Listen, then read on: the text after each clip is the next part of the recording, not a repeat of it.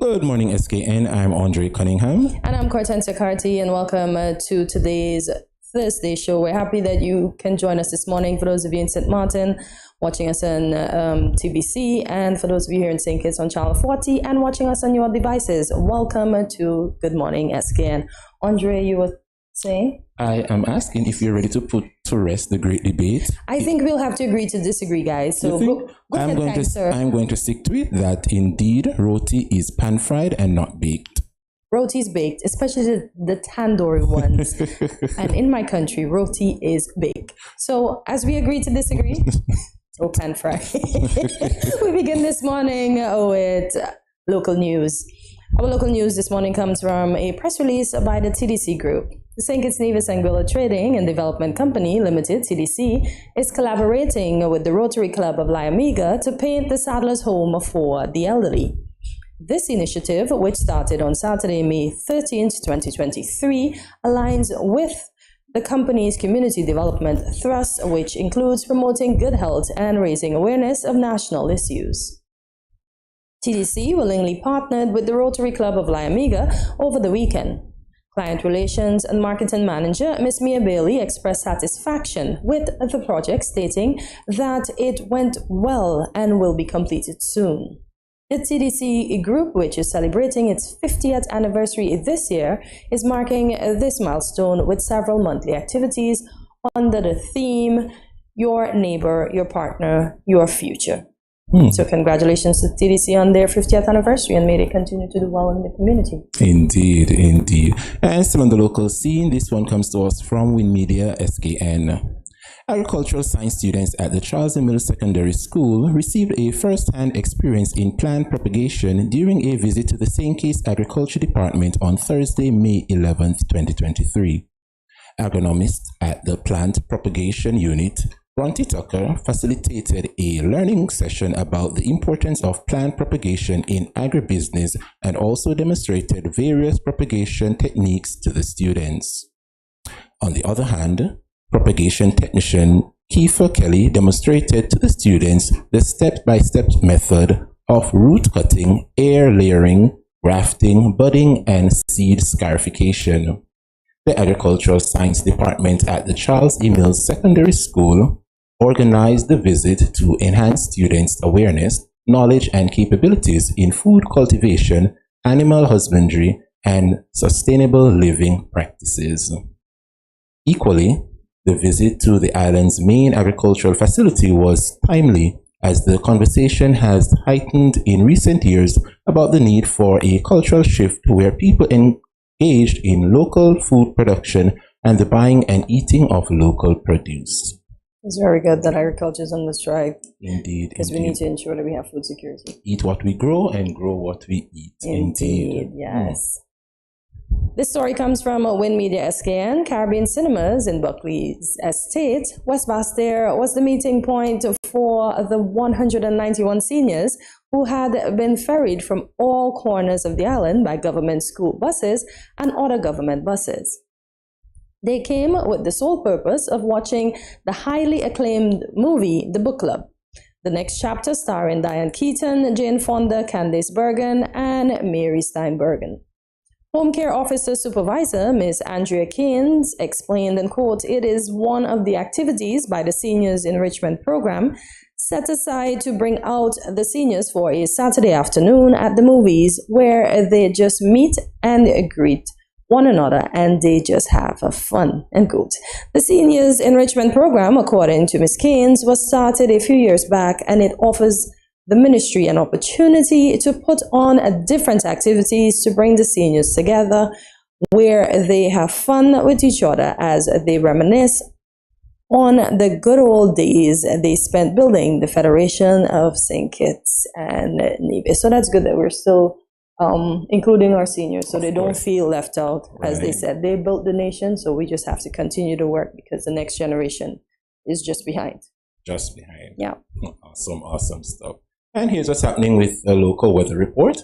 Today it will be partly cloudy with a high of 86 and a low of 78 degrees Fahrenheit. Take a look at your weather forecast for today. Stay with us. Much more when we return on GMSKN. Roti's baked.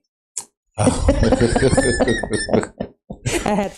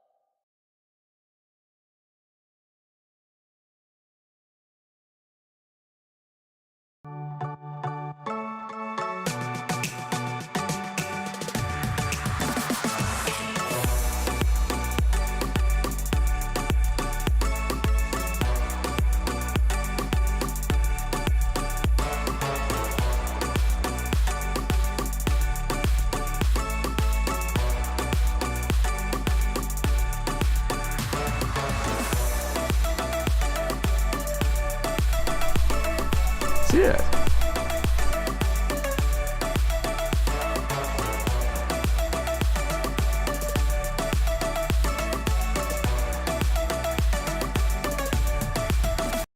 An exotic experience.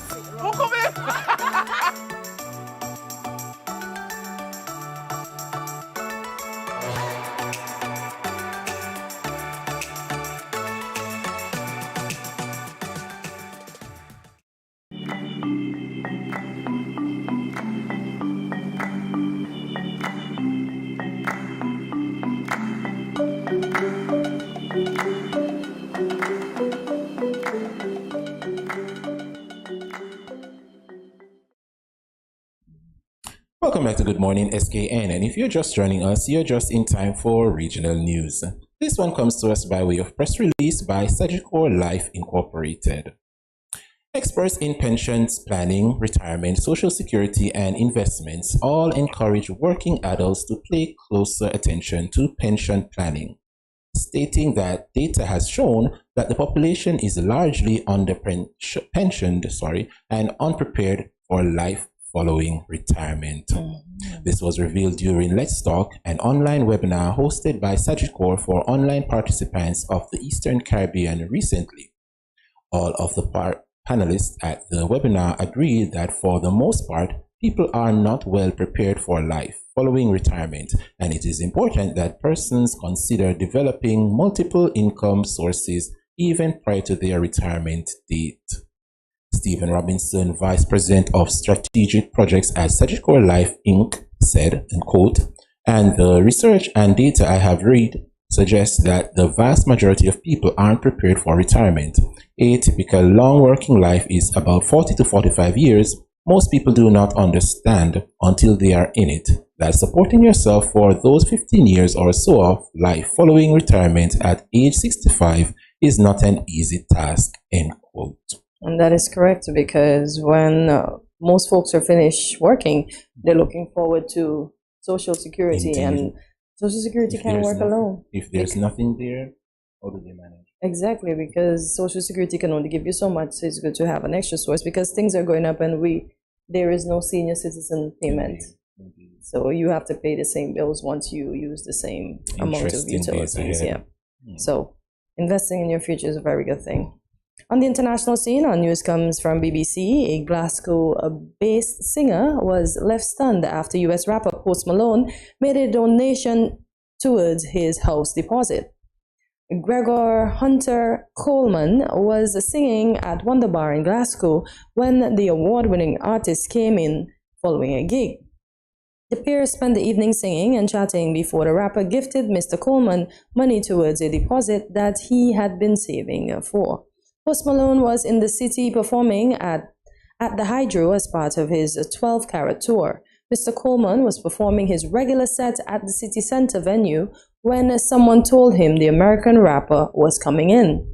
As he finished his set, the singer was invited over to meet the award-winning artist, who told him he'd smashed it. Mr. Coleman told BBC Scotland, he said, "Do you want a drink?" I was like, "Listen, I'm saving for a house, so I'm not drinking just now." The rapper, who is known for songs such as Rockstar and Sunflower, said he respected Mr. Coleman's decision and instead invited him to sing at the concert's official after party. The singer did not reveal how much the star donated, but did say, and quote, "There were things going around saying he'd bought me a house. Obviously, this has helped towards me now having a deposit," end quote. So that's good. I like that he put it up front. "Listen, bro, I can't take a drink. I'm saving." Right. And right. Post respected that and assisted him. So that's good. Having a mind of your own. Yeah. And good deeds still matter and are appreciated. Exactly. Folks, there you have it on the local, regional, and international scene. We have so much in store for you. Today is International Museum Day, so stay tuned. You may learn a thing or two about museums.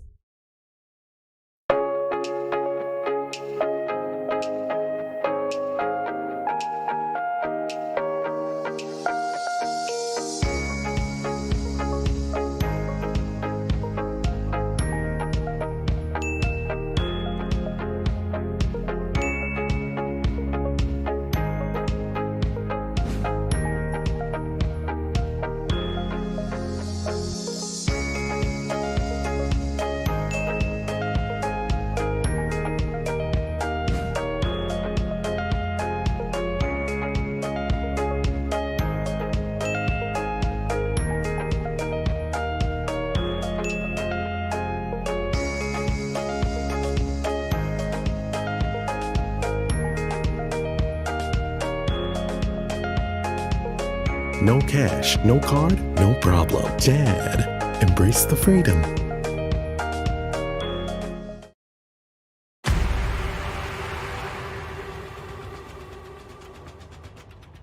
What will it take to grab the attention of someone with the power to make your dream come true?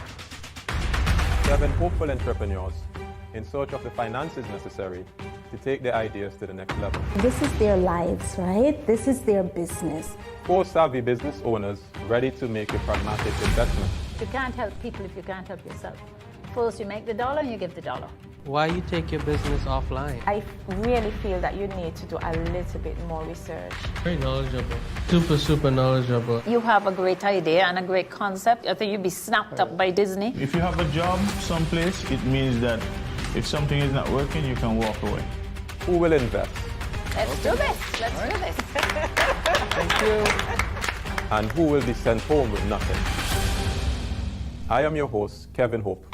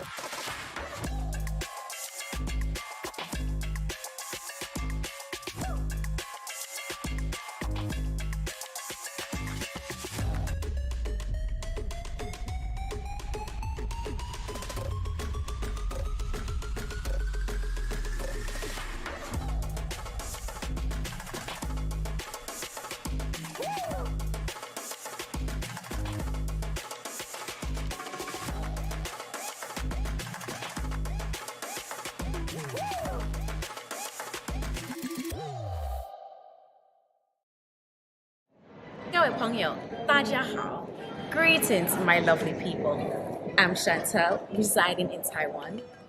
12 hours time difference. It's nighttime here. morning time in SK. I'm busy and on the go.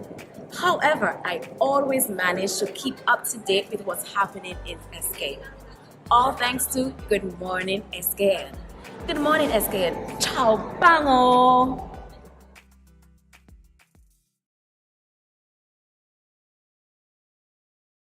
大家好，我是陈琦，早安 SKN。Welcome back to Good Morning SKN, and it is indeed International Museum Day, and joining us now in studio is Etsu Bradshaw-Keynes, the Executive Director of the St. Christopher National Trust, as we discuss International Museum Day being held under the theme Museum, Sustainability and Well-Being. Etsu, welcome to Good Morning SKN. Welcome back. Thank you. It's a pleasure to be back. Indeed, happy to have you with having us you today. So, Esther, can you tell us the role of the St. Christopher National Trust? The role of the St. Christopher National Trust, there are two very important words. We're here to preserve and to protect the history and the heritage of the people of St. Kitts. That's interesting. Okay. So let's talk about the theme, museum, sustainability, and well-being. What does that mean to you? Well, I just talked about protecting and preserving. Yes. And I'm glad you asked me about the St. Christopher National Trust first, yes, because the museum could not be if it was not for the trust. Okay. Actually, the St. Christopher National Trust was handed down by the St. Christopher Heritage. Okay. But you know, we are housed in a building, and I say beautiful building. Right. Yes, it is. Right now, we are getting ready to put some makeup on it. And I say makeup because a lot of persons, I know their questions, and I want to handle that right off the bat. Persons see the scaffolds and they're asking the questions. I know quite recently I've had my phone flooded with the statements made by the Prime Minister that he is in discussion, and we know, but we are working very hard to restore that building. It's been long overdue. Yes. So I say that beautiful building, which is now 129 years old, and it is known as the gateway, that arch that's there. It's also, I look at it as soon as people come off of the cruise ships, that's what they would see. Yes. I know Port Zante is in front of us, but I don't think that it would turn eyes like the museum. I agree. So, sustainability, and I use that because one of the things that I'm concerned about here, especially in St. Kitts, is because I'm also the owner of an NGO, not to plug, but persons develop certain institutions but don't look at the long-term sustainability. And so we want this, and I say we, I take ownership because I'm now the executive director, and I have to plug the executive board, persons who are behind the scenes working diligently. People like Mr. Alfonso Garro, Miss Lavon Keynes. We have Miss Janet Archibald Gums, Mr. Snideman Warner. We have Miss Acklin Blaze. And pardon me if I forgot anybody, Mr. Larry Armony. These are the persons who are working behind me and pushing me upwards to make sure that the trust is sustained and the museum. Now, we have a lot of donations and loans in the form of artifacts, valuable items that since I came on, I have been fighting for us to make sure that we have them inventoried. Okay. I am even pushing to get security, 24-hour security, because I don't think we realize the value of our museum. I really don't think so. And we have to start putting that at the forefront. I listen to persons when they come to visit. And myself, I'm a teacher. And so being a parent and a teacher, I visited many museums in the world. I've taken my students and my own children and grandchildren. And I would love to see our museum come to that level. Of course. So would you mind sharing with us some of the important historic artifacts piece that's available right now in the museum? I'm going to talk about one because I was excited. There's an organization called INTO, and it's a European organization that brings museums together. And I have applied. They've been working with us, but as the new executive director, I introduced myself quickly, and only to find out that in England, somewhere, one of the museums there, they have artifacts that belong to the Wades. The Wades, that's a family, a mixed European Kittitian family, because they migrated here. And so the Wades have left us some of their belongings. So now there is plan for that museum and ours to meet. To meet and hopefully meet in England and also meet here in St. Kitts. So that you can get some of the artifacts. Right. Yes. But I do not want to understate the Documentation and Research Center. A lot of persons only know about the archives. And I think it's because the archives is housed in government headquarters. So people put a little precedence and importance to it. But we have, I can't even put value to it. A Documentation and Research Center. And I'm waiting until exams are over and school reopens, because I told my manager, my museum manager, that we are going to invade the schools and we are going to speak to the teachers and to education of the importance to get the students coming to that center. Too many times as teachers, we allow students to depend on Google and on Wikipedia, which is not reliable. Anybody can go on Wikipedia, because I've seen things about myself on Wikipedia, and I'm wondering, who is that? Because somebody made an error in posting something about whether it be my father, whoever, and then it comes down to me, and I'm like, what's that? So we are looking to infiltrate into the schools to get the students to become also ambassadors. Because people don't realize the importance of the St. Christopher National Trust. They don't realize, and to be a part of us, the outside world. I remember I told my niece, I'm going to get a little job at the St. Christopher National Trust. And she said, Auntie, it's a big thing. She lives in England. I myself didn't realize it was a big thing until I got there, because there's a lot in our hands. And I say our hands because I'm not alone. I have a very good team. So, yeah, we need to get people out there sensitized, and the youth especially. You say that. Can I ask the ratio of tourist locals visiting the museum, and what can we do to get more locals to visit the St. Kitts National Trust? I almost want to say 99 to 1. Wow.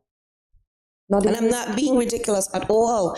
The locals who come there, mostly those who are in the diaspora, and they're coming to get information. Or we have a few who are members, and we are reaching out to them to come back for some reason. I know COVID, because during COVID, the museum had to be closed down. The St. Christopher National Trust had to downsize. Yeah. But we are up, we are open, we are ready.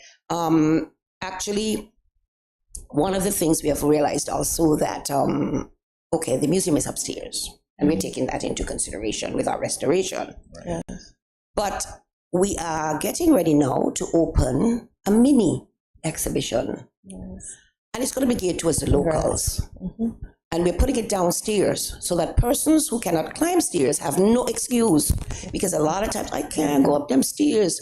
Well, guess what? It's downstairs. I can't go up the stairs either. I take forever. I took forever to come up here today. But we are taking the mini exhibition. And in that vein, I want to just mention persons like Mrs. Jacqueline Harmony that we've brought back. We've asked her to come out of your home and come help us. We're trying to get persons with the expertise like Mrs. Tony Frederick Armstrong. I know that Tony is busy, but I have to kudos to her because she has her fingerprints are there in that museum as well, and others. Nice. Awesome stuff. So, Miss Bradshaw, there's a popular saying that always goes, if you don't know where you're coming from, then you don't know where you're going. But what about those persons who may visit the Federation and would see these artifacts and these landmark places that trying to preserve and think that it's a constant reminder of our past and our colonial past, and think that it will remind them so much of what they've been through? For example, slavery. And as an independent country trying to move forward, trying to develop, how do you convince that person that preserving our past is actually a good thing? What we have is, and we are still, because people are asking for it. It's funny, people want to know their past, believe me. I think by now we are literate, we are so well read, those of us who know about the past, that we're able to embrace it. But the exhibition that we are still working on, because it's been up before, is from the past to the present. So we don't separate, so that we can appreciate where we are today, based on all of the hard work. And I must say, I'm fighting here for the word, but based on what our ancestors would have put in place for us. So I would advise anybody. Yes, it's difficult. You do get emotional, of course. But step back. Take out that camera. Do a selfie. Look at where I am today. Oh, sacrifice. That's the word. That was sacrifices. Just look at the positive.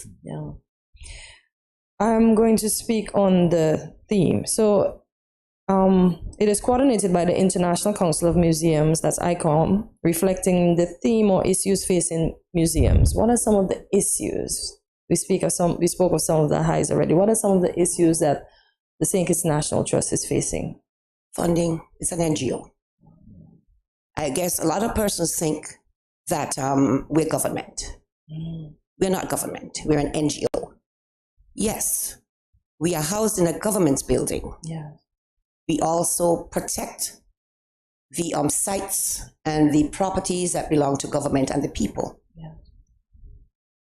But with any NGO, funding is also an issue. And we all know that government cannot do it alone. We depend on members.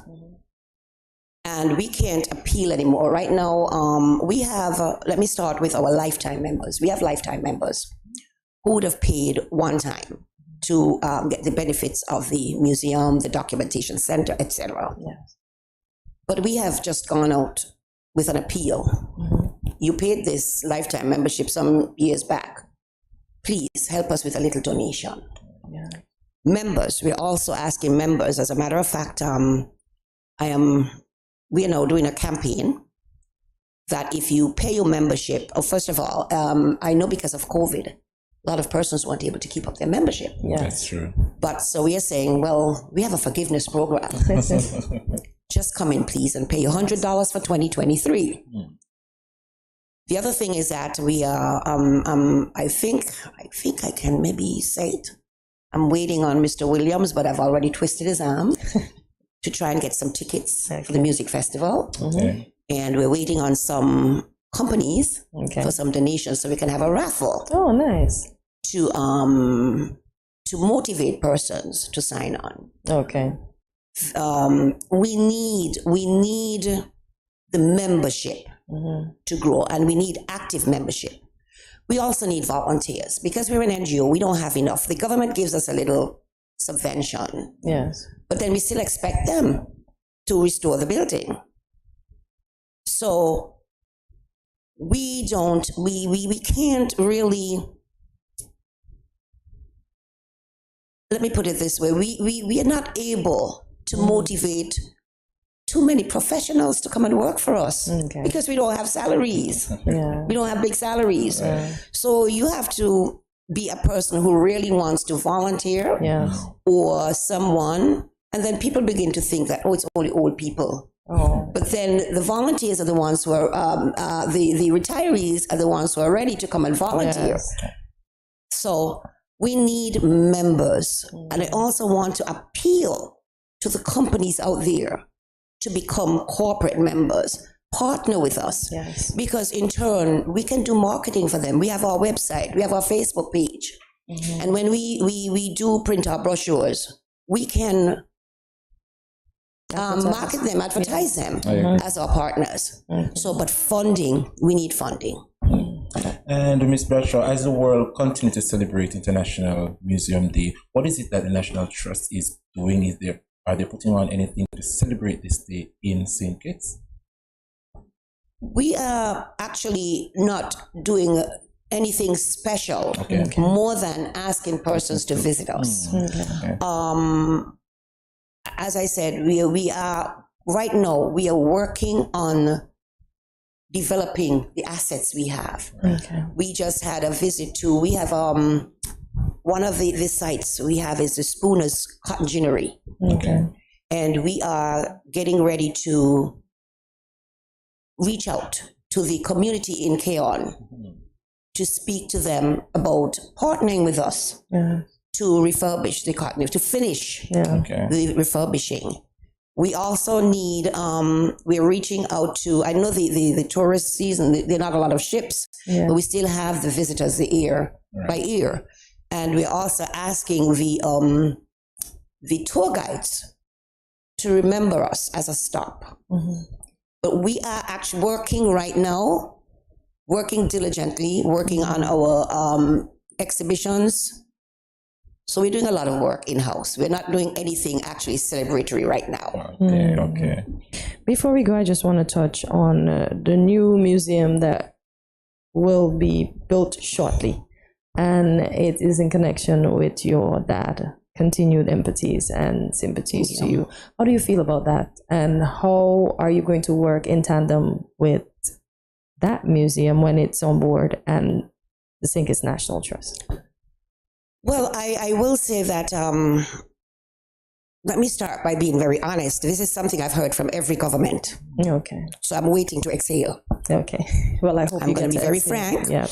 But I've had the Prime Minister did meet with me to discuss it. And I will say openly that any celebration, any recognition for the hard work that my father, and I say that with pride, has put into this federation, any recognition I welcome, as long as the family is included.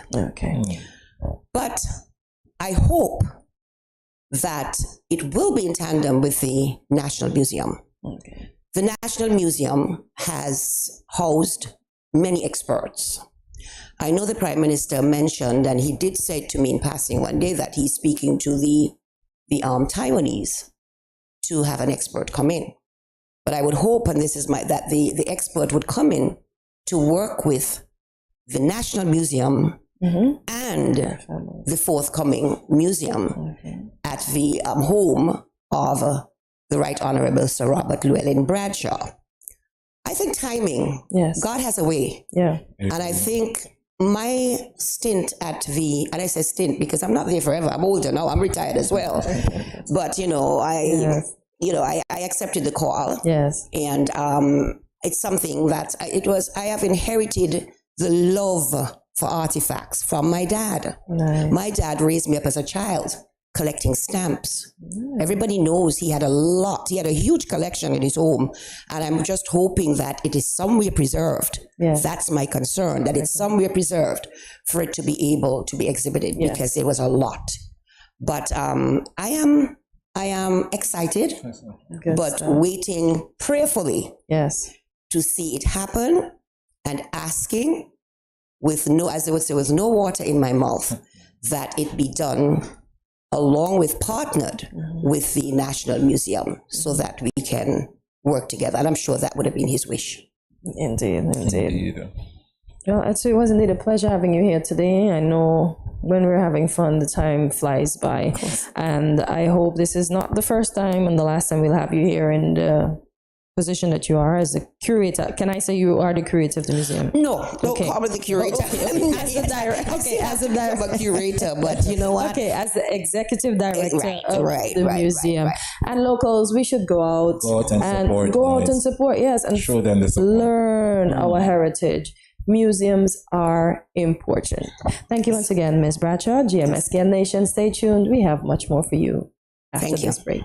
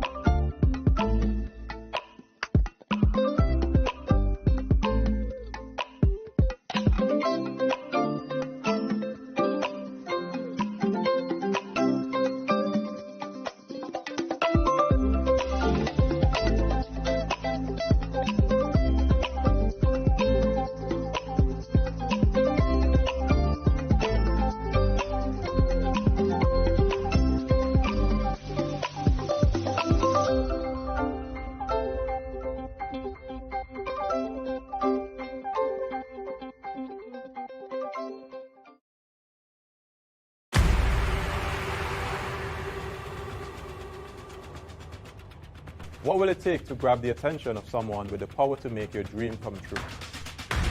7 hopeful entrepreneurs in search of the finances necessary to take their ideas to the next level. This is their lives, right? This is their business. 4 savvy business owners ready to make a pragmatic investment. You can't help people if you can't help yourself. First, you make the dollar and you give the dollar. Why you take your business offline? I really feel that you need to do a little bit more research. Very knowledgeable. Super knowledgeable. You have a great idea and a great concept. I think you'd be snapped up by Disney. If you have a job someplace, it means that if something is not working, you can walk away. Who will invest? Let's do this. Let's do this. Thank you. And who will be sent home with nothing? I am your host, Kevin Hope.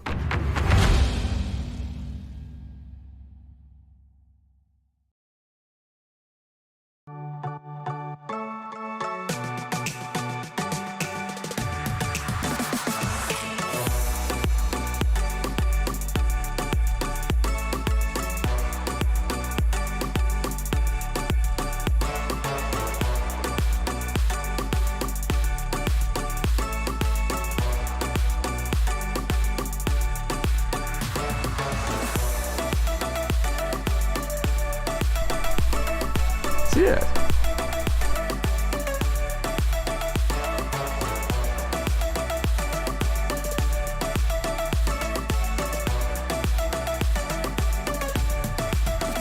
An exotic experience.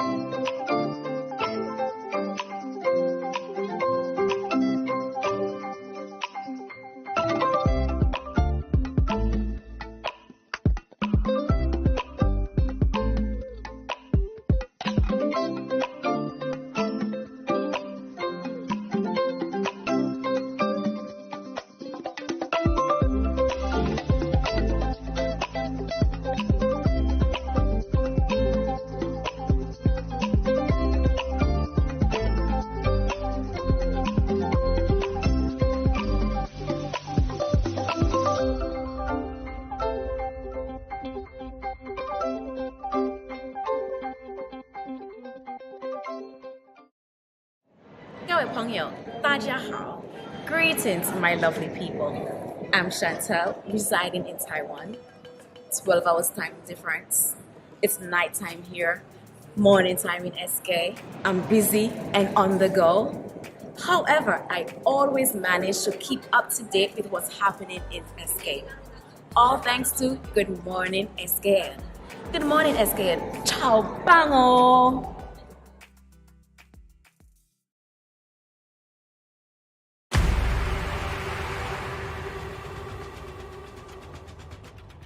What will it take to grab the attention of someone with the power to make your dream come true?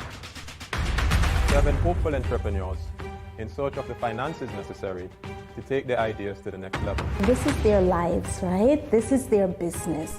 4 savvy business owners ready to make a pragmatic investment. You can't help people if you can't help yourself. First you make the dollar and you give the dollar. Why you take your business offline? I really feel that you need to do a little bit more research. Very knowledgeable. Super knowledgeable. You have a great idea and a great concept. I think you'd be snapped up by Disney. If you have a job someplace, it means that if something is not working, you can walk away. Who will invest? Let's do this. Let's do this. Thank you. And who will be sent home with nothing? I am your host, Kevin Hope.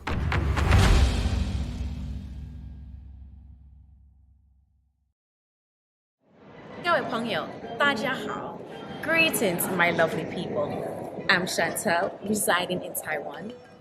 12 hours time difference. It's nighttime here, morning time in SK. I'm busy and on the go. However, I always manage to keep up to date with what's happening in SK. All thanks to Good Morning SKN. Good morning SKN. Ciao bango. Welcome back to Good Morning SKN. Accessibility is increasingly becoming a worldwide concern.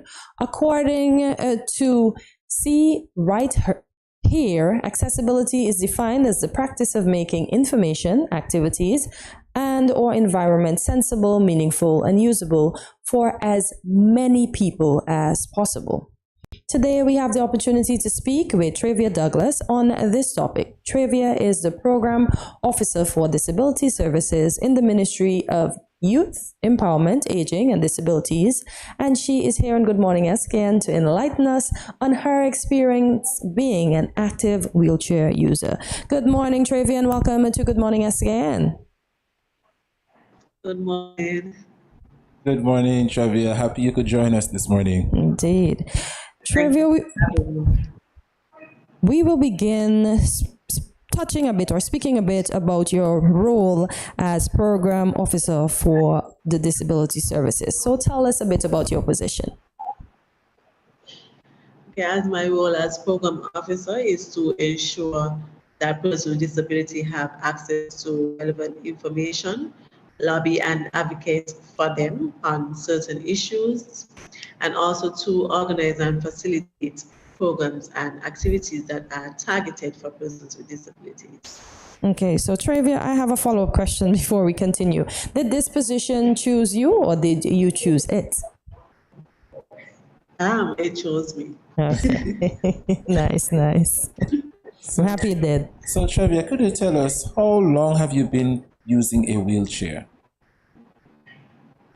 About 16 years now. Wow. Wow, time flies. Wow. Yes. Wow. And what are some of your inspiration for working in the disability services?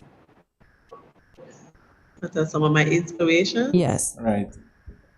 Okay, my hope is to, as I said, lobby and advocate for persons with disabilities, some of our issues that we have concerning when it comes to accessibility, Yes. employment, job. We are hoping to tackle some of those issues. You mentioned employment.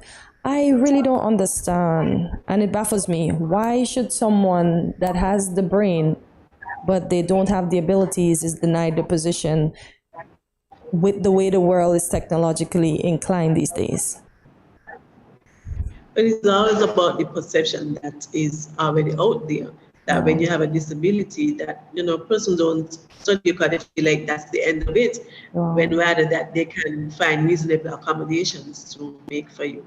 Exactly. Wonderful, wonderful. And Trevor, can you share with us your experience learning how to use a wheelchair?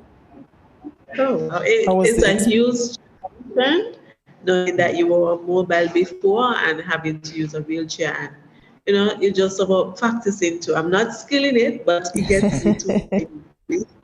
You're making it work. Yes, I am. Awesome, awesome. How was going out? We know prior to this you could have walked out, you could have gone out with your friends. How has socialization changed since you became wheelchair bound? It can be a little intimidating because of how persons perceive disability and the way they stay at you. But if you don't let it get to you, at some point you just have to get out there and get back into the world. Don't isolate yourself. Makes a lot of sense. And could you share with us, how do you, on a day-to-day basis, how do you navigate using a wheelchair just to attack or just to accomplish your daily tasks? How do you navigate the day?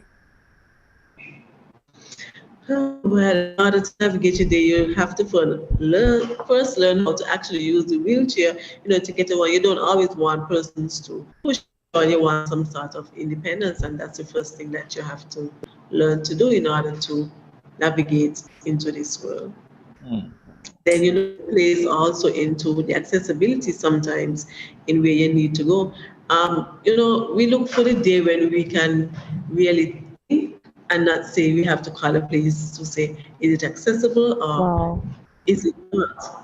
We look forward to that day where I can just get up, just go actually into that place and just be like anyone else. We want that in-person experience just like everyone else. Yeah. So Trevia, I want you to have that experience as well. So what is your department and what are you, yes, I'm going to put it on you, what are you specifically doing, to ensure that most of the business places, the government institution, that they are making it accessible for you and others who may be wheelchair bound or may have other disabilities that requires the same facilities that those who are in wheelchairs require? Well, in a few weeks, we are about to conduct a few series of meetings that we'll be able to have, that one-on-one with some businesses that we'll be able to speak in ways in which they can tailor the services and make reasonable accommodations to persons with disabilities. What about wheelchair accessibility parking? Most places that I go to, Travia, honestly, I only see one or two. And sometimes when I see the persons come back to their car, I wish I had powers to just take their car and rest it somewhere else, because you shouldn't be in that parking because it is for the person that needs it. How do you feel about just having two spaces and they're occupied by folks like us that can walk? Yes, we have like one or two, as you said, and they're designated for us per person that, within a time limit, like I'm just going to go on here for 2 minutes, but in that time span, I may come and want to use that space. So right now, in urban development and also with traffic, they have already reached out to them to review some of the policies that are documented, and hoping within those reviews that there will be some dialogue that we can address some of these issues. Okay. Interesting. And Travia, you just made mention some of the issues you face when it comes on to mobility, like parking and stuff like that. But what are some of the other areas that you may find difficult on your day-to-day basis for persons that are wheelchair bound, including yourself? What are the other challenges that you may face? About the physical. Once the physical aspect of it isn't structured the way it isn't supposed to be, then that's all the struggles we will have. Once everything is in place when it comes to the physical part of it, basically ramps and proper ramps. What may look to you accessible may not look to us accessible. Some people may say they have a ramp, but when we get there, the ramp isn't designed designed the way it's supposed to be. Yes. And so we have challenges, accessing the ramp. Do you work with any construction firms or architectural firms? Are you in, I should say, communication with them on the problems that you may have now getting up these ramps and suggestion that these firms can give? Like I said, we are about to embark on that to conduct, and we'll be reaching out to, Okay. Okay. All right. So, Travia, could you share with us some of the common misconceptions that persons may feel about wheelchair users? The most one that we can speak for ourselves just because we're in a wheelchair, you always direct the question to the person that may be next to us, where we can speak to ourselves, and yes, it does happen quite often. Yes, it does. People use us as luggage that you can just place your bag on top of. That's not nice. And that's invading our space. Or we may be used as a purse, you may lean on us, bearing all your weight. We already have our weight to hold up, so we don't need that extra weight on us. I cannot believe this is what people do. Take advantage of folks like this. This is ridiculous. Just listening to Travia, it's inspiring. Your story inspires a lot of persons. I'm sure persons watching who are probably wheelchair bound or have some form of disability, and just listening to you speak, give them that encouragement, I hope. And so we just want to encourage you, continue doing what you do, and of course, just continue to be that voice for St. Kitts and Nevis. Travia, what I want to ask is, does your wheelchair affect the way that you perform your daily duties at your job? No, it doesn't. So as long as they have the reasonable accommodation to meet your needs, then it doesn't. And that's something I want employers to realize, that wheelchair persons are capable and able of working once they provide, as Travia said, the required facilities that they need to work. Wow. So Travia, can you share with us, and for those who are watching, some words of encouragement for persons like yourself who are wheelchair bound, or persons who might just be living with a disability? Can you share with them some words of encouragement? Okay, I just say, firstly, you have to start within yourself. Everything starts with inside, and then it would exhume on the outside. Don't take on persons thinking that you no longer belong in this world, because you are part of the population. Sure are. Society, and you can contribute still. And take it one day at a time, and you will get there. Awesome words of encouragement and advice. But what about that individual who may have not born confined to a wheelchair? They were bright and chirpy with all their limbs working properly, but for whatever reason they probably met in an accident, and now that their whole world changed suddenly. What would you say to that person who their world might just change in an instant, just like that? As I always use myself as an example, I took it one day at a time and try to figure out how I will navigate into this world. And don't always compare yourself to anyone else, because you're not going to be like anyone else but yourself. So just take it one day at a time. So basically, you're saying accept the things that you cannot change. Yes, absolutely. Travia, in an upcoming segment, we are going to speak about taking things for granted. And I am putting this in the best light as I possibly can. When you had your mobility, did you ever think that you took it for granted? Maybe some things that you wish that you would have done while you were walking versus now that you are sitting. Maybe at times. But, it already happens. So you just have to try to make the best of it. And move on. What are some of the highlights that you've had since you've been wheelchair bound? And I know you would have shared some of the challenges, but if you have any other ones that you would like to share, you can tell us about them. Well, for instance, I'm now the program officer for persons with disability services. Congrats. And as I said earlier, Travia, you're such an inspiration for many persons sure out there, because so many persons would have given up, but you didn't. You're young, you're still vibrant, and you're still contributing to society. So I'm sure other persons living with a disability or even wheelchair bound can use you as a testament to encourage not only themselves, but others they may know. And so we want to encourage you, and we want to tell you, continue doing what you're doing. St. Kitts and Nevis really appreciate persons like appreciate. And Travia, before we go, what's next on your list to do? Not only for yourself, but for others around you who may be experiencing the same thing as you. Well, my challenge would be that advocate for them and lobbying for the issues that we have to be addressed. Far too long, they have been left behind, and so we put them at the forefront. I like that. I like the boss attitude. For those persons who are in the same position as Travia, you have a big voice and she's going to work for you. Indeed. Well, Travia, any final words for the people of St. Kitts and Nevis that are watching? Yes.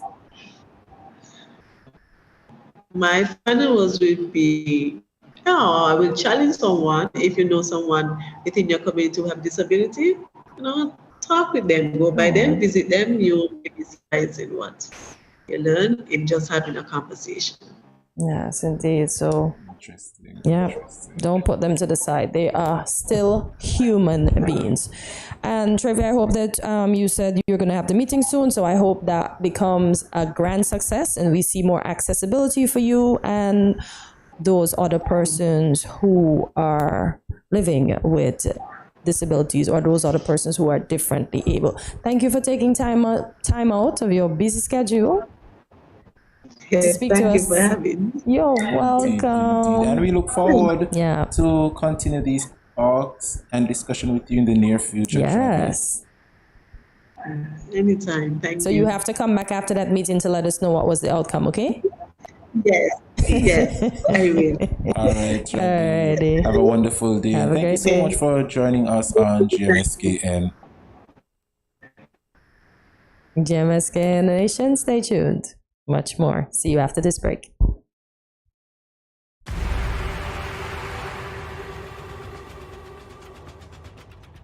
What will it take to grab the attention of someone with the power to make your dream come true? 7 hopeful entrepreneurs in search of the finances necessary to take their ideas to the next level. This is their lives, right? This is their business. 4 savvy business owners ready to make a pragmatic investment. You can't help people if you can't help yourself. First you make the dollar and you give the dollar. Why you take your business offline? I really feel that you need to do a little bit more research. Very knowledgeable. Super knowledgeable. You have a great idea and a great concept. I think you'd be snapped up by Disney. If you have a job someplace, it means that if something is not working, you can walk away. Who will invest? Let's do this. Let's do this. Thank you. And who will be sent home with nothing? I am your host, Kevin Hope.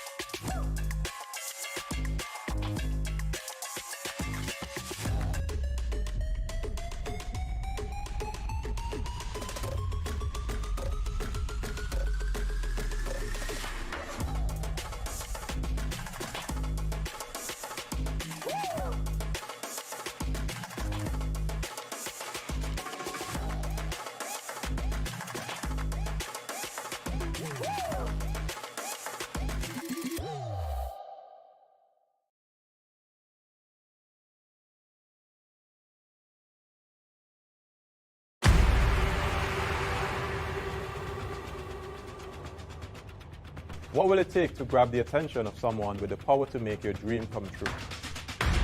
7 hopeful entrepreneurs in search of the finances necessary to take their ideas to the next level. This is their lives, right? This is their business.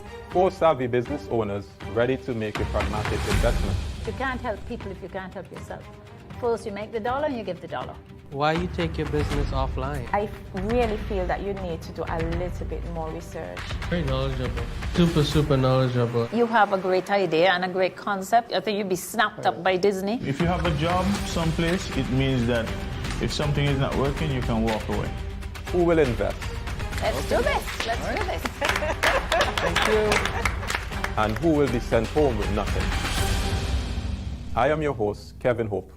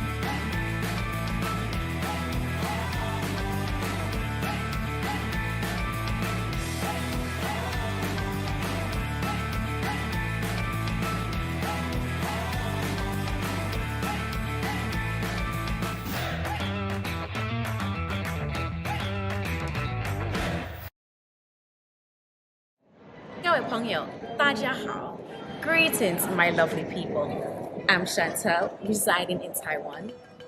12 hours time difference. It's nighttime here, morning time in SK. I'm busy and on the go. However, I always manage to keep up to date with what's happening in SK. All thanks to Good Morning SKN. Good morning SKN. Ciao, bango!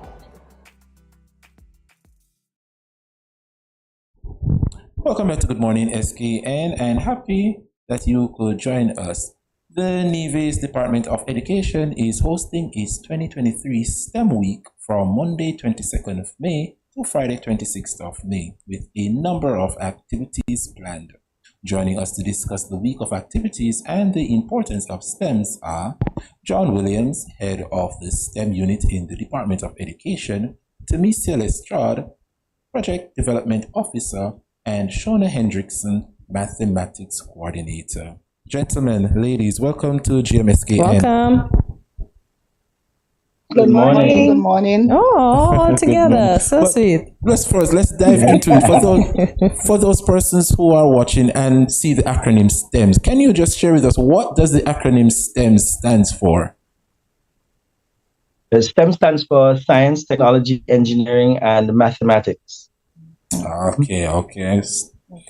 So go ahead, Andre. And I could understand for someone like myself who would have done chemistry and physics at the CSEC level, how does someone incorporate math per se in literature and say social studies? I'm fascinating to see how does this incorporated into literature and social studies. That's an interesting question. Well, the truth is, as you are aware, all areas of life incorporate mathematics. In social studies, for example, as you study, for example, population development and all of these areas, of course, we look at the statistics that influence, for example, birth rates, death rates, and those types of things that are indicators for how we grow and develop in our societies. And so, of course, math is a critical component of almost any area you speak of. Good stuff. So is this an annual event, Mr. Williams? Well, it is. That is the hope. It is the first year. In fact, the STEM initiative. This is the first year. It's an initiative that we have put on board really to complement the implementation of the enhanced curriculum. I'm not sure if you're aware of that, But we looked at it as an approach that we could use to really foster the development of the 21st century skills in and for students and teachers. So that's really what the thrust is about. We are looking at it as a solution to addressing some of the challenges that we're seeing, for example, in interest and performance of students in areas like mathematics and science in schools. So the STEM project, as we're calling it, really was designed or is designed to give support to teachers and students in developing the skills that they need to really be competent in the emerging world that we're living in now. So STEM Week is the culmination of a year of promotion and sensitization about STEM here on the island. We really would have made an effort to give information to the general public, to educate our schools, or school leaders, teachers, and the like about STEM and the importance and benefits of it for them. Interesting. Very good point there, Mr. Williams. But let me just bring in Tamisa into the discussion a bit. Tamisa, can you share with us what's the importance of STEM education in our schools?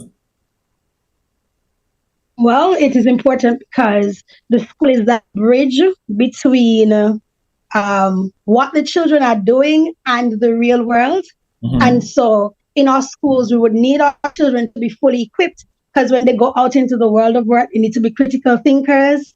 They need to use their initiatives. They need to be a team player, so cooperation. They need to be able to communicate. They need to be able to do a whole lot of things, not just regurgitate information, but be able to hands-on.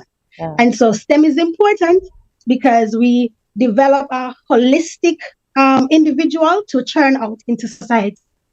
Very well said indeed.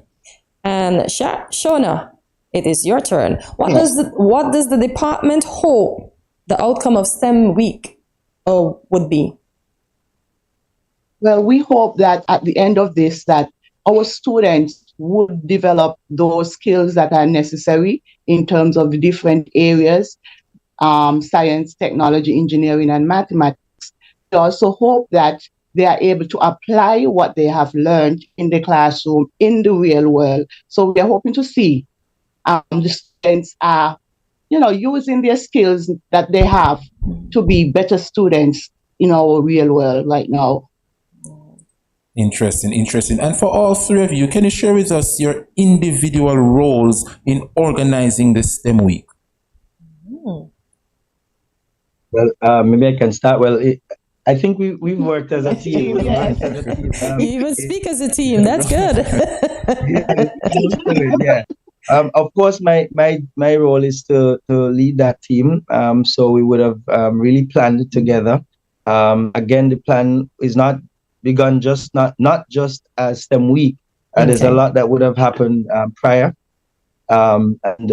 So, we really worked together to ensure that all of the activities that we have planned, and I guess we'll have an opportunity to tell you what those activities are in a while, yes? Yes, indeed. Yes, and so, we work together, we had a little teamwork. Yes. As I said, teamwork makes the dream work. Indeed. Indeed it is. So Shona, I know this STEM activities will be taking place over there in Nevis, but does it include our school children here on the sister isle of St. Kitts as well, or is it just focused on Nevis schools? Well, for now, we just focusing on Nevis schools. Okay. And what are the number? Go ahead, Mr. Williams. No, I was just saying that we do have involvement from one or two institutions over on St. Kitts in terms of, for example, Ross. They will be joining us at the expo, one of our activities for the week. So, and of course, one of our sponsors is also their main office is from in St. Kitts as well. Okay. And so that's First Federal Credit Union. They will be joining us as well. Okay. And the number of schools that will be participating in this STEM event? We have 13 schools, 14. Well, for our competition, for the STEM challenge, we have 10 primary schools and 3 secondary schools, both public and private. And for the STEM Expo, we have all the schools on the island, including preschools. Oh, nice. We need to start from the little ones, indeed. So I'm glad they're included. Yes. Okay. And Tamisi, I noticed the date. The STEM week officially starts on the 22nd of May. So can you share with us the week?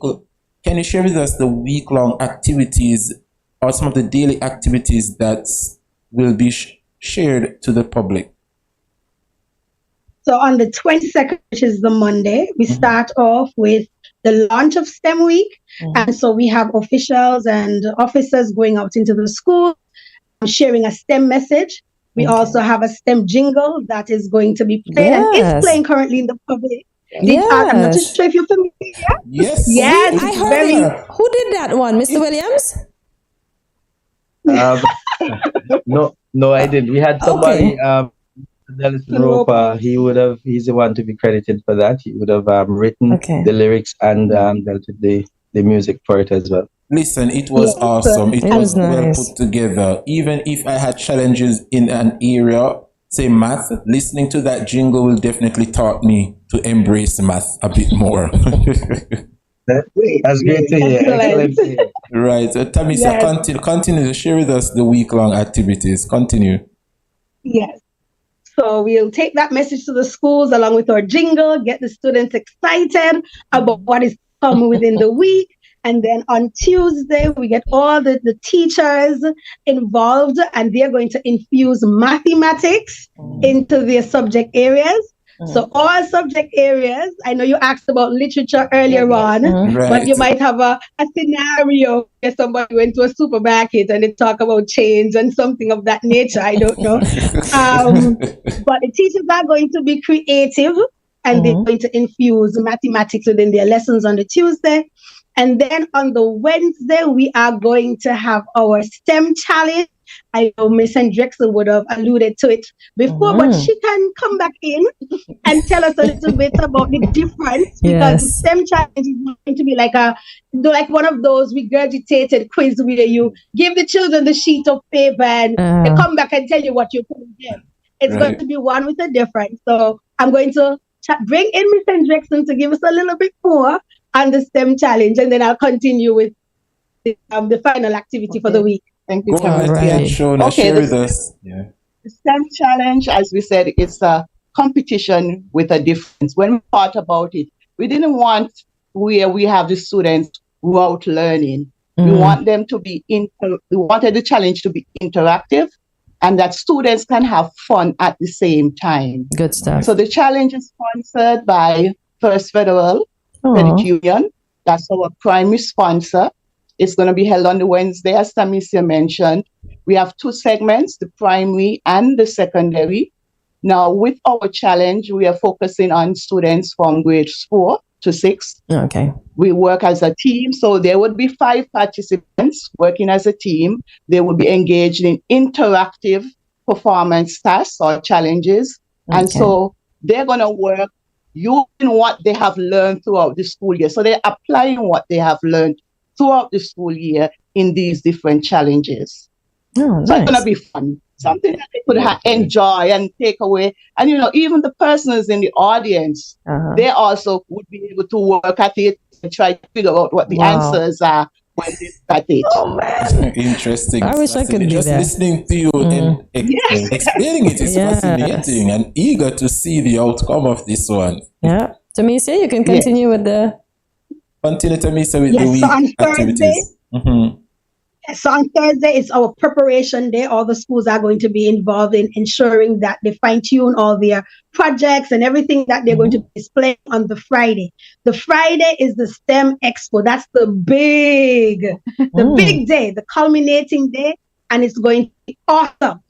It's going to be awesome because we're going to be showcasing all the skills of our children, as well as we are going to be working in partnership with different businesses. We have about 16 businesses on board coming to display how STEM integrates into their businesses. So students will recognize the connection. Because sometimes we go to a math class and we say, Mr. William, we're not going to use that in the world. Right? Right, And right. so we are bringing the businesses so that they can understand when Mr. Williams comes to teach them something in school, this is the application part. This is where it goes. So we are excited about it. We are going to have a lot of persons. We know for sure we're going to have 100 and something persons present at the expo for sure, steadily. Because every tent will have students and teachers. And so we're inviting the general public to come on out. Please note, we're going to have a booth where you're going to be able to have lunch at that booth. So you don't want to say, well, I can't go down there in my lunch hour because nothing is going to be there to eat, just to watch. No, we're going to have food. We're going to have displays. We're going to have activities, and everybody likes prizes. Yes. I know Patency and Andre like prizes, right? Yes, indeed, So indeed. we like prizes, and so there will Prizes be and a food. lot of prizes. Yes. A lot of prizes to be won. And guess what? We're going to have hands-on activities. So you're going to be excited. You get to engage. You get to learn about STEM. And by the time you leave there, you're going to be singing STEM, STEM, right? Indeed, indeed. Inventing the 21st century skills. We want to encourage everybody to come on out. We want to say thank you to our heads, our PEO, our sponsors. Mr. Williams is going to tie it all up, and tell us about our sponsors for that big day. Yes, because I've been talking a lot. But I just want to give the excitement to the public to come on out. Exactly, come on out. Make sure that the children and teachers and the businesses that would be there feel the love and the support and their interest in what will be going on that day. So it promises to be a great event. So I want everyone to come on out. You make me want to come over, but I have to work. Yes, Man. please do. We're extending an invitation. Bring your cameras and come over. So the sponsors for the main sponsor for the Friday event, the expo, is Taiwan ICDF, and so we really grateful to them. Without them, I don't know that we would have been able to pull it off in the way that we are looking forward to it being executed. So something that we want to capture, the schools were challenged. There is a project challenge component. Schools they are going to be displaying evidence of their STEM learning throughout the year. But something else that is there is project competition. So schools were challenged to identify a problem either at their school or in the community, and identify a renewable energy solution to that problem. And so they would have been challenged to design a model, either partly or fully functional model to represent that solution. And so they will have those on display as well on the day. So we're looking forward to seeing what they've come up with. And as my colleagues have shared so much, so we're looking forward to the public being present as well to see what the school and the other businesses and so on have in place for us. Awesome. And still with you, Mr. Williams, you all just mentioned a week long of activities, but of all the activities planned for the weeks, which one was the most difficult to plan? There's probably a tie between the challenge and the challenge. I'll share here. The challenge is new. It was really something that we conceptualized. It's not something we've seen anywhere, and so we are still a little nervous, but we are excited about it. We think that it's something that the students really can learn from. We wanted to come up with something that one doesn't just target. Traditionally, we have competitions that target your quote unquote bright students, but we wanted something that could involve students at varied levels of competence, because we recognize that sometimes your students who are not necessarily the most academic, they're very good at their hands and they are critical. Indeed. And so on. I like that. So we wanted to come up with a model of a challenge that could have a mix of abilities and interests, and so we're hopeful that this is the first run at it. We think though that we've come up with something that is exciting. We think what we have. Yes. We'll so So the Yeah. outcome of this, So, I would ask. Sorry, go ahead, Mr. Williams. No, I was just I can't hear you. going to indicate that for the Friday, of course, logistics and so Okay. on is very. Are you hearing me still? Yes, I can hear you now. Yes.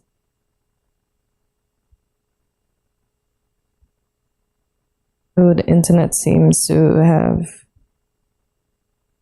a bit of issues. Yes, Mr. Williams. Are you hearing us?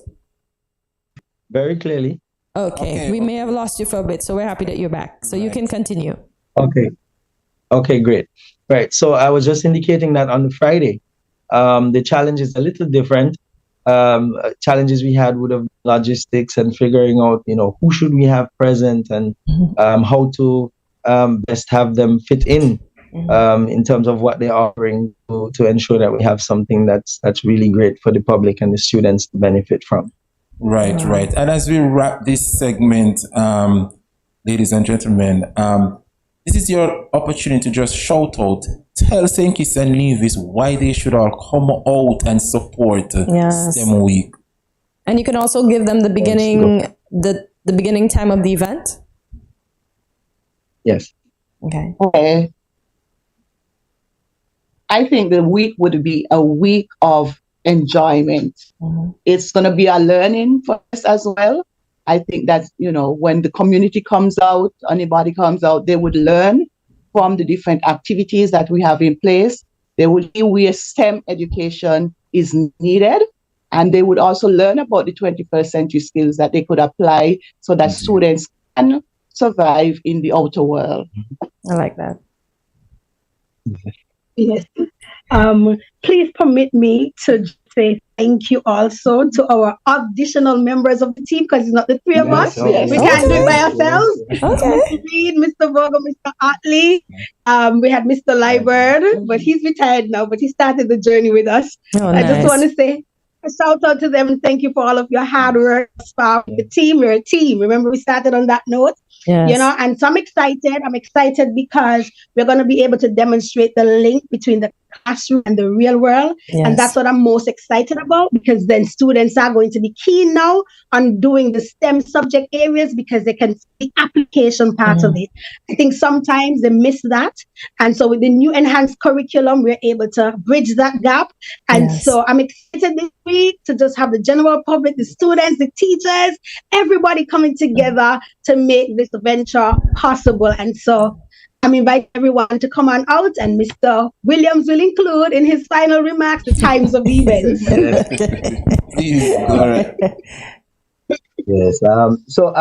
Yes. So as my colleagues would have shared, we really are looking forward to people coming out. They will, I'm certain, benefit from seeing what our students are doing. That's one. Of course, we're at the foot of the journey. Start of a journey in STEM. So by it's just a sneak peek into what is to come, because by next year, of course, we're hopeful that as we work with our teachers and students, the skill sets would grow and develop, and so of course we should see an even greater result from that. Now, in terms of start times, the Monday event is at the schools. That's just during the morning period, assembly time at the schools that will take place. The Tuesday, the Math Infusion Day, that's taking place throughout the day, as Ms. Leshad indicated. The teachers will be simply embedding math into their lessons. On Wednesday, the start time for the event, the challenge, is at 9 a.m. that we'll have the opening ceremony and launch event. And at 9:30, we begin the challenge proper with the primary schools. And at 1 p.m., we have the secondary schools. On Friday, the event will run from 9 a.m. up until 4 p.m. in the afternoon. And where would the Friday event be held? Oh, thank you so much. Yes, both the Wednesday and the Friday event will be held at the Malcolm Gishad Recreational Park. Okay. Yes, on the Wednesday it's at the amphitheater. There's an amphitheater at the park. The challenge will be hosted there, so it's not indoors; it's an outdoor setup. And on the Friday, we'll also be hosting the expo on the grounds at the Malcolm Gishad Recreational Park. Okay, good stuff. Awesome. Well, Mr. Williams, Miss Hendrickson, and Teresa, we want to thank you so much for sharing information on STEM Week with us here on Good Morning SKN. And just listen to all three of you speak. We know the passion. We can hear the passion you all have for this project. And we wish you all nothing but the best. And we look forward for your continuation to work together to promote a prosperous federation here in St. Kitts and Nevis. And after the event has been completed, you have to come back and tell us how it went. Indeed. Sure. Thank you so much. Thank you for your well wishes and thanks again for having us. Of course. Thank you. Well, there you have it, folks. Go on out and support them. All the best to them over there in Nevis. Stay with us. Much more when we return on GMSKN.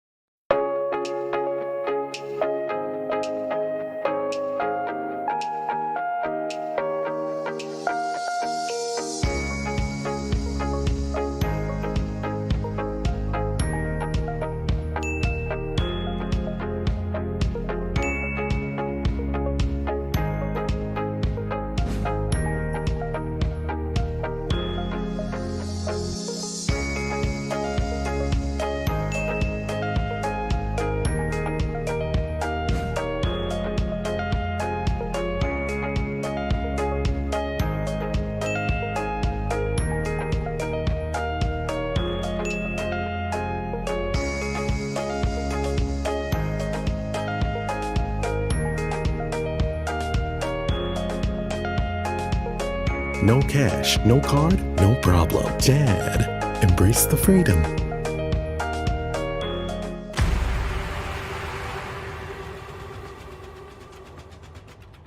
What will it take to grab the attention of someone with the power to make your dream come true? 7 hopeful entrepreneurs in search of the finances necessary to take their ideas to the next level. This is their lives, right? This is their business. 4 savvy business owners ready to make a pragmatic investment. You can't help people if you can't help yourself. First you make the dollar and you give the dollar. Why you take your business offline? I really feel that you need to do a little bit more research. Very knowledgeable. Super knowledgeable. You have a great idea and a great concept. I think you'd be snapped up by Disney. If you have a job someplace, it means that if something is not working, you can walk away. Who will invest? Let's do this. Let's do this. Thank you. And who will be sent home with nothing? I am your host, Kevin Hope.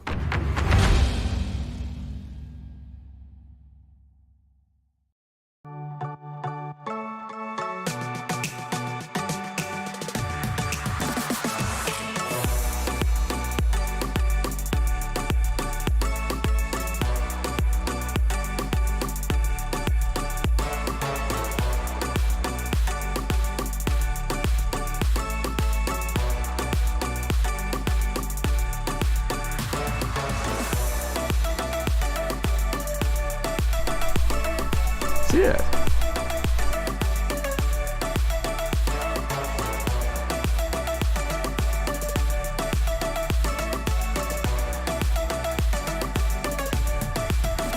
An exotic experience.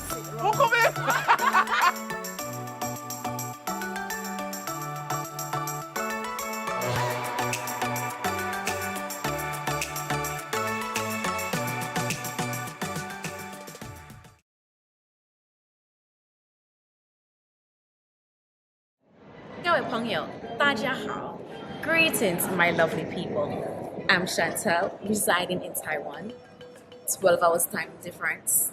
It's nighttime here, morning time in SK. I'm busy and on the go. However, I always manage to keep up to date with what's happening in SK. All thanks to Good Morning SKN.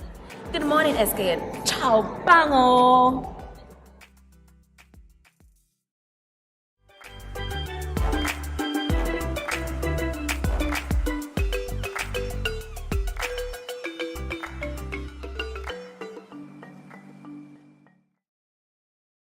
Good morning, this is Carol from Lux Carnival, and I listen to Good Morning SKN.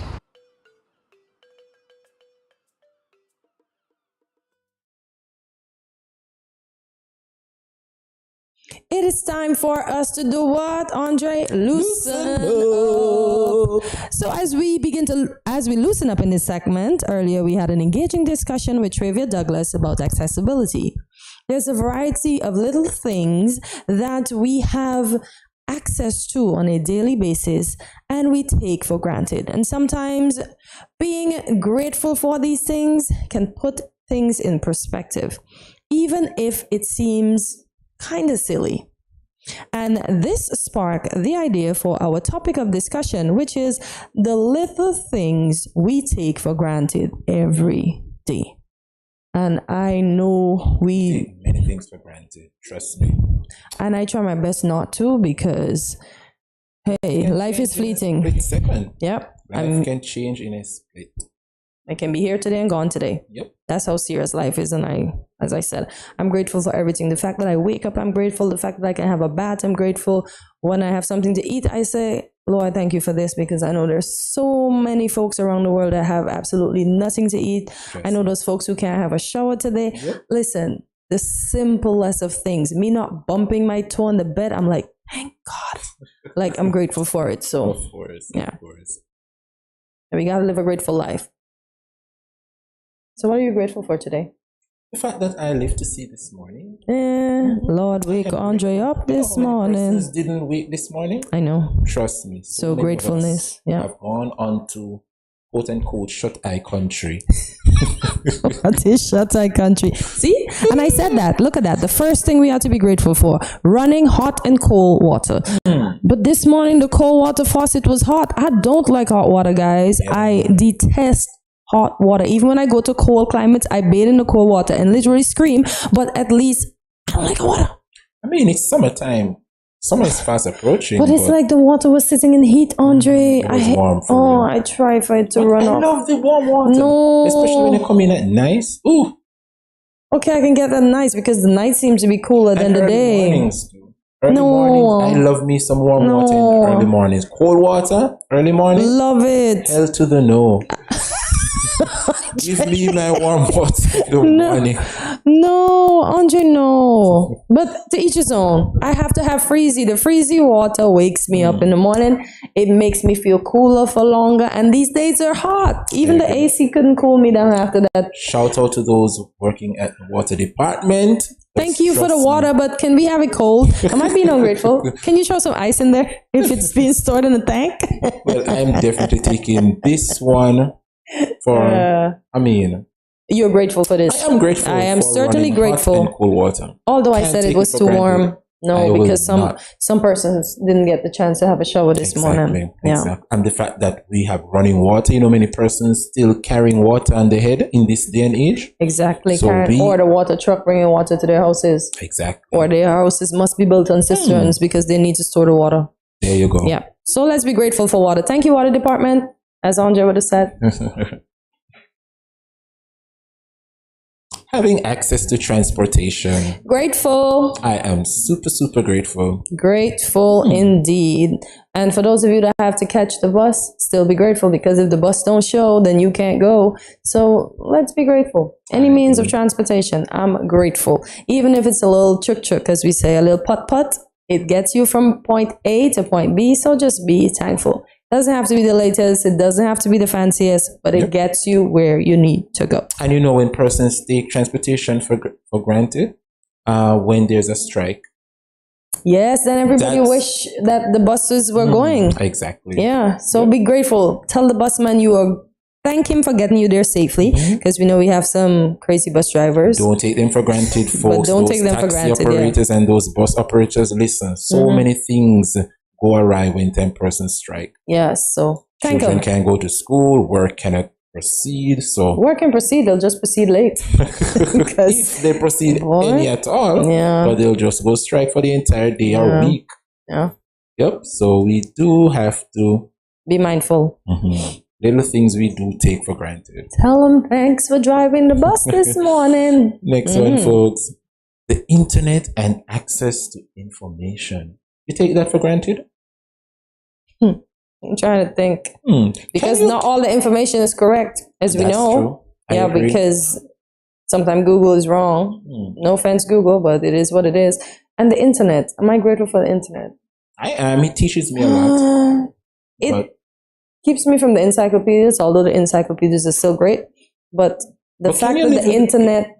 Go ahead. Can you ask live the question. without it? Yeah. You can live without the internet. Very much I cannot live without the internet. Very much so. Listen, if I go home and there's no internet for an hour, me get crazy. Okay, but please don't get crazy. Stay sane, please. We need you sane over here. But I don't like the fact that the internet is used to promote negativity at times, depending on the user. And for that reason, maybe I can live without the internet, because I don't like seeing people getting bullied. I don't like what the internet is making society become, as we spoke about beauty standards yesterday. I agree. Where do we get all those ideologies from? The internet. Yep, it has its moments. Exactly. I mean, you can promote yourself, promote your business. Yeah, but then when you use it in another way, in a bad way. But it's okay. Am I grateful for it? It's all right. I can't answer that question right the now. little things we do take for granted when it comes down to internet, like there are so many countries in this world that don't have access to information and freedom of speech. Like there are countries who does not buy into the internet. Yeah, because I know some countries you can't get FaceTime or all of that, because it's like, no, not here. We're not encouraging. Create a fake Facebook page. Yep. Or as I would say, Facebook page. Yeah. So I'm grateful for it. Maybe in a sense, I just had a little thought. Communicating, keeping in touch with family. Right. But other than that, it doesn't matter to me. Don't take it for granted, guys. The internet and access to information. Yeah. Electricity. I am grateful for electricity, because without electricity, I can't use my fan. We couldn't do this. Without electricity, exactly. We couldn't do what we're doing. Without electricity, we couldn't run our AC. We couldn't be cool. We couldn't, some of us have electric stove. We couldn't keep our meat fresh. We would have to go back to the old days when we have to, brine the meats. I was just about to say, how did our foreparents do it without the electricity? Hey, they did it, and the meat lasts long and tasted good. No wonder they're strong and healthy. Like, who goes to bed at 5:30, 6 p.m.? There is darkness. Or gone back to those days of black lamp and bottle torch. I remember, speaking on electricity, I remember my grandmom, she'd throw the kerosene oil in the beer bottle. What kind of lamp? Beer bottle. What lamp you talking about? Oh, gosh. My grandmom would throw the kerosene oil in the beer bottle, and she would just roll up some tissue paper or some newspaper and stuff them out, and then she would light it and she'll shake that bottle. And each time she shake the bottle, the kerosene oil will wet whatever she lit. She light it, and you will watch the light go down. And for you to get it bright and bright up the entire room, you shake the bottle and it spark. Wow. I love those days. Those are some of the things we need back in our museum. Speaking of International Museum Day, we would need those experiences back in our museum. In GT, we call those bomb chodis. Bomb chodis. I am not encouraging anyone to go make no bomb. No, it's bomb chodis. That's what the bottle with the... I see. Come on, GT. You really think I want to blow up the world? No, that's the name we give to them. So, but what we doing again is the kerosene with a piece of old clothing. Old clothing. Yes. So not the newspaper. Not the newspaper, no. So the clothing is stuck in the kerosene, and it absorbs, so it continues to burn. I see. Yeah, so we call those bomb chodis. No, we're not bombing anything. We're grateful for electricity, guys. Please don't take it for granted. Don't take it for granted, because we can't iron our clothes. Ooh, a place to live. Place to live. Shelter. How many of us take that for granted? There are so many of us that are homeless. Yep. And not only homeless, some of us are made homeless when countries flood, when they have wildfires, volcanoes. Oh my gosh. Yep. Guys, we have to be grateful. It doesn't have to be big, bougie, and fancy. Once you can go in and shut your doors at night, and whether you're on your lodging, your mattress, whatever you sleep on, your couch, listen, Be grateful. be grateful. Shelter is important. We even see, I don't know if you look at Naked and Afraid, I do watch but it we sometimes. always see what's the first thing they try to build? A house. A roof shelter. over their head. Yep. Yep. That's how important It's the it is. basic need. The basic Can't do need. without it. Yep. So wherever you live, be grateful. Be grateful and thank God you have shelter. Because as Andre says, somebody doesn't have any. Even some of the homeless on the street doesn't even have a little tent. Wow. So yeah, be grateful. Your health. The little things we take for granted. Our health. Yep. And we don't know that we took it for granted until we don't have it. Then we want to beg it to come back. Have you ever just gone into the hospital and just see some of the patients that are there, and then you look in yourself and you're like, thank God. Yeah. I'm so grateful. Yeah. That I avoid the doctor's office. I avoid a hospital stint. No offense to those that are there. Our empathies. Get well soon. We just have to be careful. Guys, we have to take care of ourselves. We don't really do a good job when it comes to us. We always have advice to give to someone to say, oh, do this and you'll feel better, or do that. But we have to tell ourselves that. And your health is your wealth. Indeed it if is. you don't take care of your health, then you won't be here. You won't be your best selves. We know some of the NCDs are, how can I say, we can't prevent them, although we try because they're hereditary in a sense, but we can still do what's best to keep ourselves healthy as we maneuver life with them. So yeah, be grateful for your health. Be grateful. Never miss the water till the well run dry. Please don't let the well run dry. There you go. Indeed. Your computer and smartphone. I just asked you, can you do without it? Yeah, I have a problem with my smartphone, so I can definitely do without it. If it's not working, I'm happy when the internet's down. I get to put it down because when it's up, I have to have it. But I realize slowly but surely, Andre, these last few days, it doesn't bother me. I forget where the phone is. Sometimes I forget to put it back on loud after work, and I'm like, wow, it's not a bother to me. The computer I can do without, but the smartphone, no. Shameful. I can't. We get so attached to it. I can't. Maybe we can all put our phones in something for a day and suffice. Listen, have you ever, say you come to work and you forget your phone at home? You feel miserable all day. No, I don't feel miserable. The little things we do take for granted. Listen, I would be miserable. You would be miserable? Yep. No. That's why some restaurants, when you go to them now, they have this little case that you put your phone in and you lock it, and you only get it back when dinner is done, so you can socialize and speak to each other. Yeah. Wow. Yeah, because everybody's on their phone. The little things we do take for granted. Yeah, I don't use the computer much though. I got a new brand one, and boy, I'm afraid to tell you where it is. Yeah. Your job. They say the job of the employed is the dream of the unemployed. So be grateful for your job. Indeed. If it isn't working for you, though, what do you do? Look for another one? Look for another one. Move on. Keep it moving. I don't know how some persons, sit at home and don't work. I would feel out of place. Out of place. I don't have my own money. I can't do it. I cannot. And I'm depending on the government or people. That's just no. Listen, shout out to those persons who have 2, 3, 4, 5 jobs. Kudos to you. I applaud them. That won't be me though. Trust me, I applaud them. I can't do it. I can't sit at home. But I'm grateful for my job. Yeah. I am. We grateful. certainly are. The little things we do take for granted. Yeah, but job. Many of us do. Yeah. The fact that you actually have a job. There are so many persons out there who don't have, and you have 1, 2, 3, 4, and 5. Yeah, and they're grateful for them because they all work in tandem to pay the bills and get them through life. So they're good. My 5 cents is yes, because if I can't taste, how can I enjoy my food? I'm a foodie. No pun intended out there, but which sense would you think you could live without? Smell. Really? Yeah.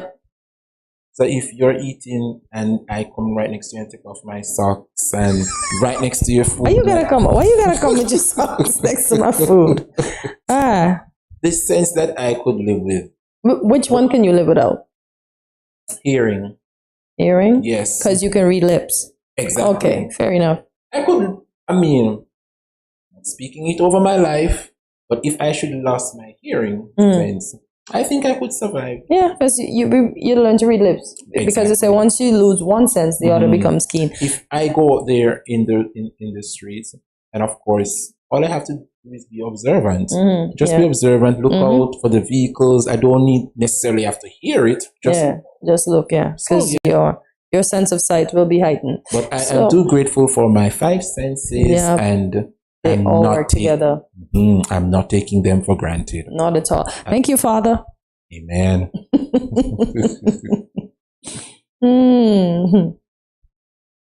Homemade meals. Yes, because a lot of people don't have food to eat.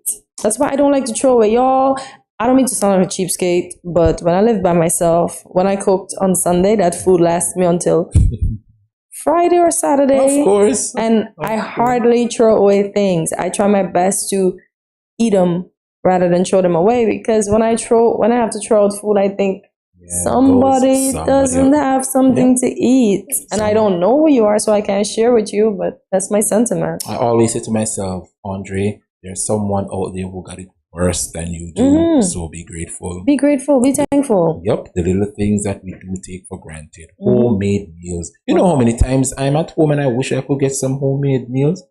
Yes, I can cook it, of course. But you want somebody to cook it for you. Right. Because I'm just saying, what happened? You hang up your gloves?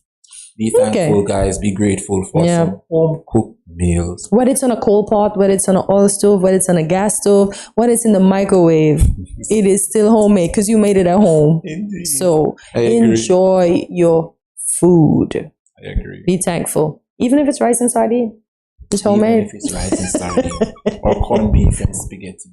Hey, it's homemade. Bolognese. Ooh, the ability to travel. Oh gosh. Grateful, and waiting to start the journey again. Yep. I am grateful. Yeah. And the fact that I have my feet to walk and maneuver. Yep. I agree. I'm certainly not taking it for granted. Yeah. Look, your family. Grateful for you guys. Even my work family. Love you guys. Family. Yeah, because your family doesn't have to be your family alone. But I'm grateful for my mom, my dad, my 2 sisters, my brothers, my nieces, my nephews. Yes, they teach me something every day. I'm grateful for them. Day. I am grateful for my family. Yeah. I mean, those persons who are not close to their family, I don't know how they get through. They get through, trust me. Because sometimes, remember, you have to love some family members from afar. That's true. Does it stress you out?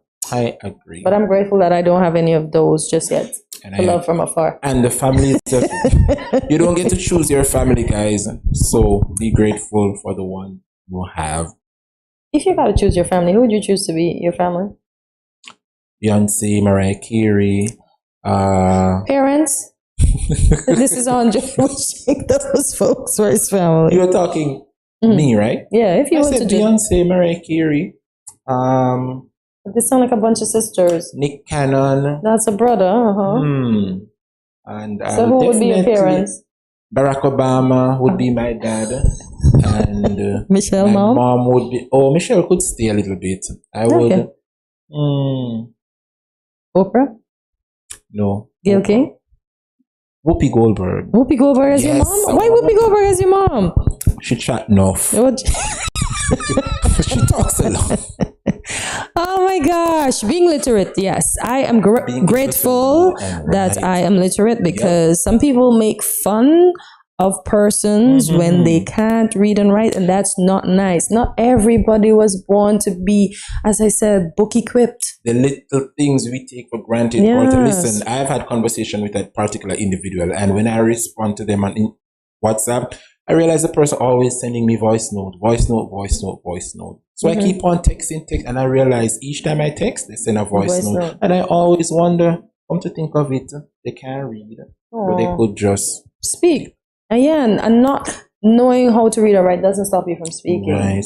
You're just not inclined in that area. And people should be empathetic to this and help persons out. So when you see somebody in the bank line or somebody goes somewhere they need to, don't say, to read and write. No, that's not nice. Not all of us are equipped. Exactly. Just ask the questions that can help them. And I remember in my previous job when persons didn't know how to Like fill their form. The one excuse they all had, and when we all got together, we spoke about it. I forgot my glasses at home, and I can't see. And I would wish they would say, can you just help me? Right. Yeah, I don't even need to know why I need to assist you. Just can I assist you? Can you assist me? Right. And I'll assist you because I already know in the back of my mind what's going on. But everybody had that one excuse. I forgot my glasses at home. Speaking of ego.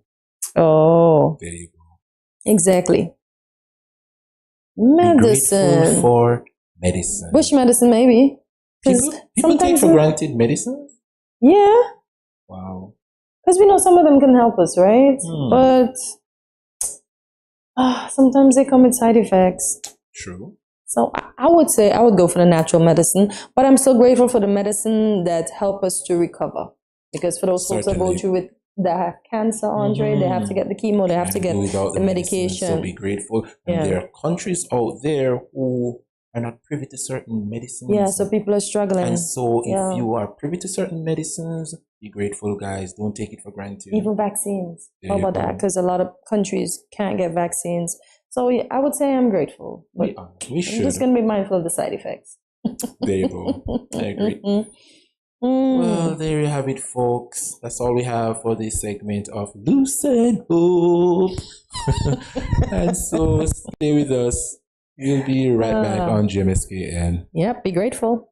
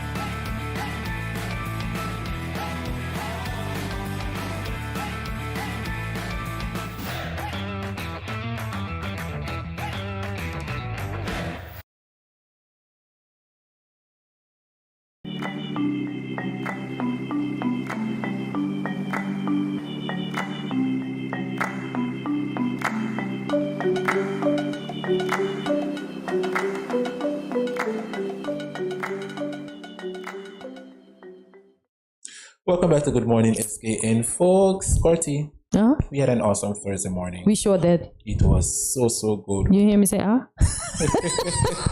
Yeah, we sure did. We learned a lot about the museums. And now I'm going to see if you actually learned my little jingle. Okay. So long, farewell to you, my friends. Goodbye for now, until we meet again. I say so long, farewell to you, my friends. Goodbye for now, until we meet again. That's my favorite part. She got it. I can't remember the rest, and I don't want to sound off key. Well, thank you for joining us today, guys. Today was an awesome show. Just continue and remember to tune in daily. Yes. Where you'll find a little bit of everything for everyone. Get your friends and families to watch. Remember to follow us on our social media platforms, including Facebook and YouTube at Studio327 Inc. and Instagram at Good Morning SKN. Yeah. Remember to like, subscribe, follow, and share. Also, check out our website at studio327inc.com to learn more about Good Morning SKN and Studio 327. And remember to be grateful for all the little things in life, and don't take for granted now that you can walk, you can talk, you can do whatever you can, and then in the next instant you can't. So let's be mindful. Let's always be grateful. Let's always be thankful. Remember to leave us a comment and let us know what was your favorite part of today's show. And see you tomorrow at 8 a.m. when you will wake up bright and early and start your morning with us right here at Good Morning SKN. Thank you for watching. Have a great Thursday. Have a great day. And remember, Tabitha Brown said, if you can't have a good one, don't go messing up nobody else's. Bye, guys. Thanks for watching.